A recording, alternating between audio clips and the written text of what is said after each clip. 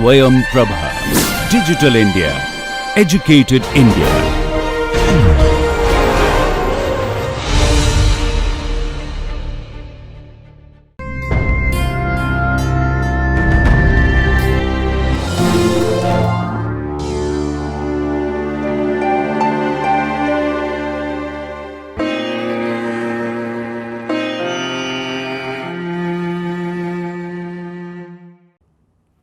Hello, I am Dr. Shubha, Professor of Anatomy from Kempegowda Institute of Medical Sciences, Bangalore. Today, I am going to talk about the anatomy of sciatic nerve. Once a patient came to a doctor telling the following complaints. The patient initially had pain in the lower back, which later descended down to his back of the thigh on the right side, and now he is worried because he cannot feel any sensation in the foot. He was worried that he was having multiple neurological disorders. Doctor, on conducting the examination, told the patient not to worry. He told all these symptoms are related to one single nerve, and the condition he was talking about was sciatica. Let us look at what this condition is and which is this nerve which can result in this condition. So, today we will be talking about sciatic nerve and we will follow these headings. First of all, the introduction, then the origin, the components and their root value, course and relations of the nerve, termination of the nerve, the branches supplying various structures, topography or surface marking, applied anatomy, and will end with summary. Sciatic nerve is one of the widest nerves in the body. It is about 2 centimeters in width. It takes its origin from the sacral plexus, which is situated within the pelvis. It has 2 components forming the sciatic nerve. One is called as the tibial component and the other one is called as common peroneal component. The tibial component of sciatic nerve has the fibers arising from the ventral branches of ventral rami of L4, L5, S1, S2 and S3, where the L stands for lumbar spinal segments and the S stands for sacral spinal segments. So, tibial component made up of fibers from L4, L5, S1, S2 and S3. The other component is the common peroneal component. The fibers of this are formed from dorsal branches of ventral rami of L4, L5, S1 and S2. So, you find sciatic nerve which is formed by tibial and common peroneal components has a root value of L4, L5, S1, S2 and S3. Now, let us look at the course and relations of sciatic nerve. I told you already sacral plexus is within the pelvis and this is a branch of sacral plexus. It is almost the terminal branch of sacral plexus. So, as it emerges, it is deep to the pelvic fascia, superficial to the piriformis. So, it comes out of the pelvis through the greater sciatic notch, which has the piriformis coming out of it. So, it descends below the piriformis. So, it is going to leave the pelvis and enter the gluteal region by passing through the greater sciatic notch below piriformis. Here, it will be lying between the posterior femoral cutaneous nerve of thigh and the nerve to quadratus femoris. Medial to sciatic nerve is the inferior gluteal vessels and nerves. It is covered superficially by gluteus maximus, which is the muscle lying deep to the deep fascia in the gluteal region. As it emerges below piriformis, it will descend down to reach the thigh. Deep to this will be the ischial surface, that is the body of the ischium. Next to this, you will find the obturator internus and the two gemelli. Inferior to this, it is lying on the quadratus femoris, and this quadratus femoris muscle will separate the sciatic nerve from the hip joint and obturator externus tendon. Next, it will descend superficial to the adductor magnus and it enters the thigh. In the back of the thigh, it is crossed superficially by long head of biceps femoris, which is taking its origin from the ischial tuberosity. So, you find this long head crossing the sciatic nerve and going laterally. Here it will unite with the short head to form the belly of biceps femoris. When it descends down, sciatic nerve will lie superficial to a muscle which is in the deepest part of the compartment, and that is the adductor magnus. It descends down in the middle of the thigh to reach the popliteal fossa. In the gluteal region and the upper part of the thigh, it is accompanied by an artery which is called as arteria commitans nervi ischiadici, and this artery is a branch coming from the inferior gluteal artery. It is the accompanying artery of sciatic nerve supplying sciatic nerve. This is a remnant of axis artery of the lower limb. If this is enlarged, then we will have to rule out a narrow femoral artery. This can take part in anastomosis too, otherwise it just ends by supplying the sciatic nerve. Now, let us look at the termination of the sciatic nerve. Sciatic nerve, once it reaches the popliteal fossa, it divides into its two components at the upper angle of the popliteal fossa. So, this is where it is going to terminate. At the upper angle of the popliteal fossa, you find the termination of the sciatic nerve into tibial nerve, which continues down in the middle of the popliteal fossa, and the common peroneal nerve which will descend down along the lateral border of the popliteal fossa. So, normally sciatic nerve terminates at the upper angle of the popliteal fossa, which is at the junction of the middle and the lower 1/3 of the thigh. Sometimes sciatic nerve can terminate at a higher level. It can be as high as within the pelvis. Then you find the two components will be emerging separately. Then you find the common peroneal component pierces piriformis and emerges out, whereas the tibial component comes out of the greater sciatic notch below the piriformis. This is in case of high termination of sciatic nerve. Now, let us look at the branches given off by the sciatic nerve. Usually, it gives muscular and articular branches. It gives an articular branch to the hip joint. Posterior surface of the capsule of the hip joint is supplied by this branch. Otherwise, it gives muscular branches to the muscles which are present in the back of thigh. This group of muscles is called as hamstring muscles, and this is formed by the four muscles, that is semitendinosus, semimembranosus, adductor magnus ischial part, and the long head of biceps femoris. Along with these, you find sciatic nerve also supplying the short head, which is the non-hamstring part. The branches which arise from the tibial component supplying all the hamstring muscles mentioned, they arise from the medial side of the sciatic nerve. So, please note, these branches carry fibers from tibial component. They are going to supply the hamstring muscles. They arise from the medial side of the sciatic nerve. So, there are four branches given off to the four components forming the hamstring group of muscles.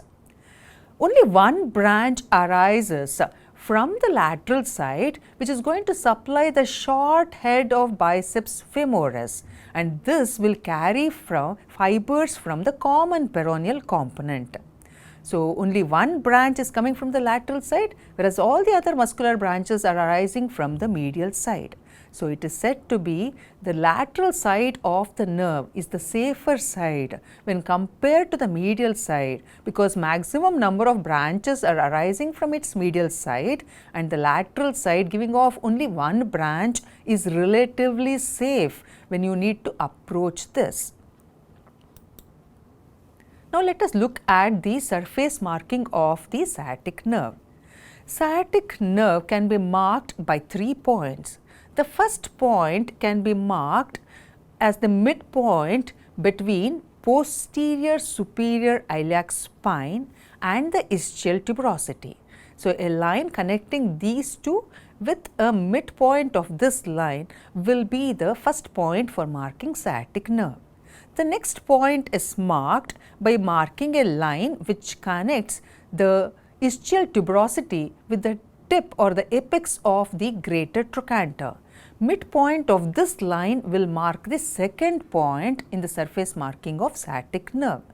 Third point is in the midline of the thigh at the junction of upper 2/3 and the lower 1/3. This will mark the third point, which corresponds to the superior angle of the popliteal fossa. All these 3 points will be connected by a curved line, which will indicate the sciatic nerve. The convexity of the line should face superolaterally. So, that is the surface marking of sciatic nerve. Now, let us look at the clinical anatomy related to sciatic nerve. The sciatic nerve, as it descends in the thigh, when it is lying between quadratus femoris and the adductor magnus, it is in relation to the posterior surface of the femur.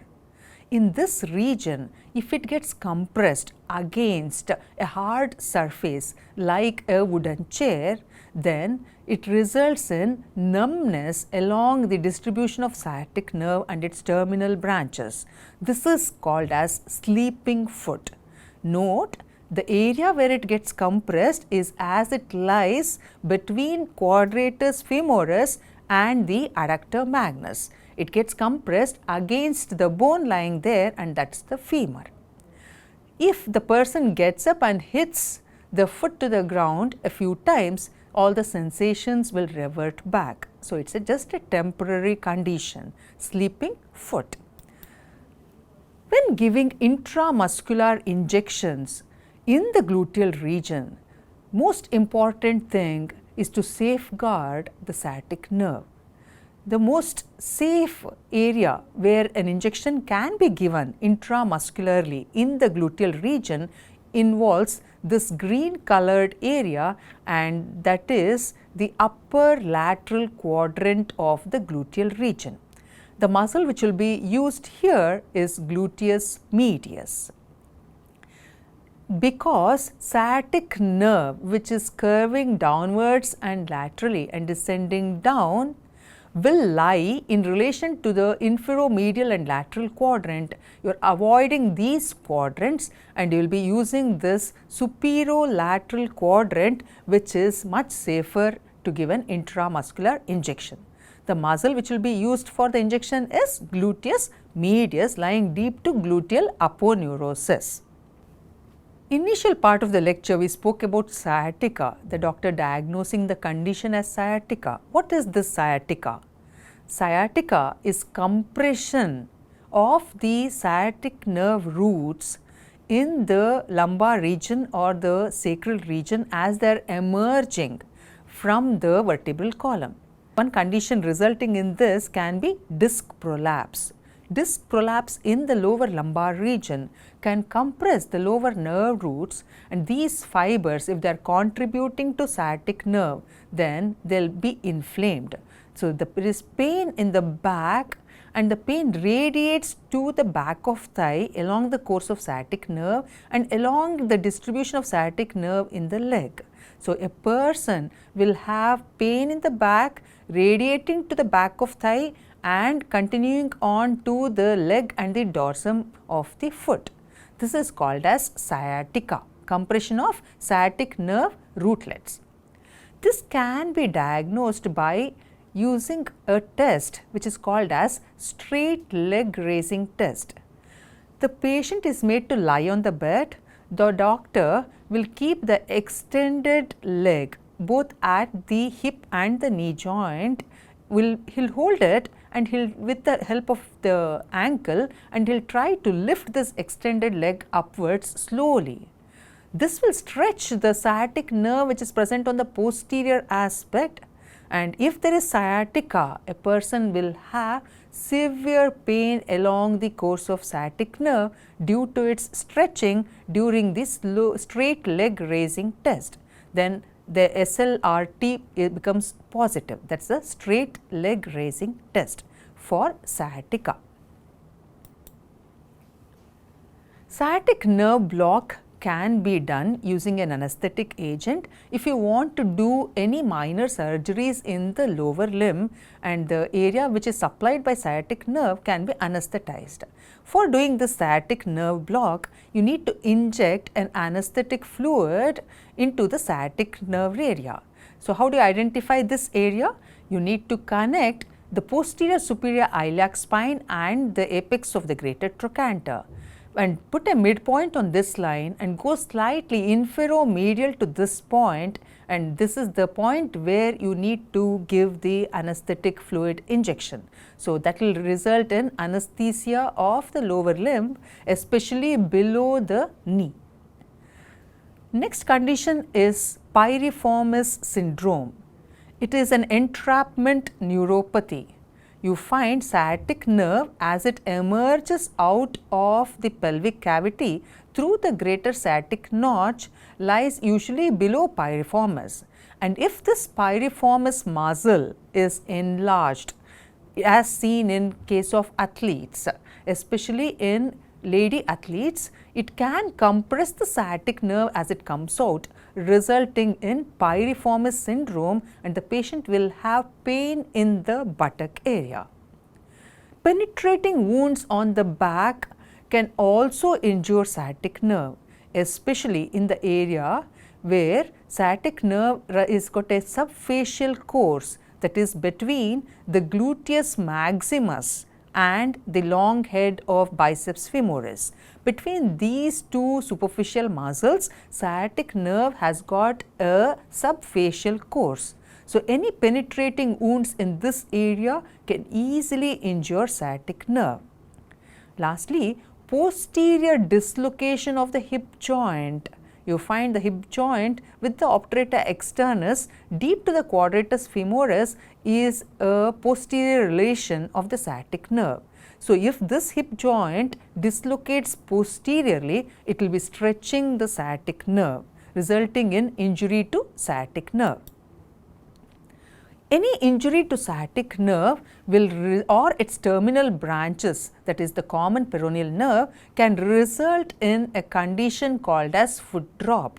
As you can see, the right foot is plantar flexed. So, a person, when he has lifted the foot off the ground, it will be plantar flexed, hanging down, whereas the left foot is normal. So, foot drop is a condition you find in injury to the deep peroneal nerve or the sciatic nerve. Deep peroneal nerve is going to supply the muscles of the anterior compartment which act as dorsiflexors. So, if there is no dorsiflexion, it results in foot drop. Coming to the summary of sciatic nerve, we looked at sciatic nerve origin, and it is a branch of sacral plexus, it is a terminal branch coming out through the greater sciatic notch below the piriformis. It supplies the hip joint and the hamstring group of muscles which are present on the back of the thigh, terminates at the superior angle of the popliteal fossa. It supplies all muscles below knee, and so if there is an injury to the sciatic nerve, all the muscles below knee will be paralyzed. It supplies most of the skin of the leg and foot through its terminal branches, except for a small area along the medial side of the leg and the foot up to the ball of the great toe. supplied by the saphenous nerve, which is a branch coming from the femoral nerve. So, whole of the leg and the foot except for this medial area has loss of sensation or has anesthesia.